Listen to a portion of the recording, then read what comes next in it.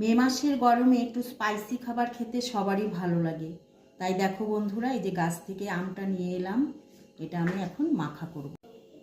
আমটা আমি খোসা ছাড়িয়ে পরিষ্কার করে ধুয়ে নিয়েছি। এখন আমি গ্রেটার দিয়ে গ্রেট করে নেব। আমি গ্রেট করে নিয়েছি আম। এখন একে একে দিয়ে দিব লঙ্কা, নুন আর দিয়ে দেব চিনি। আর এটা দিতেই হবে আলাদা টেস্টের জন্য, কাসুন্দি।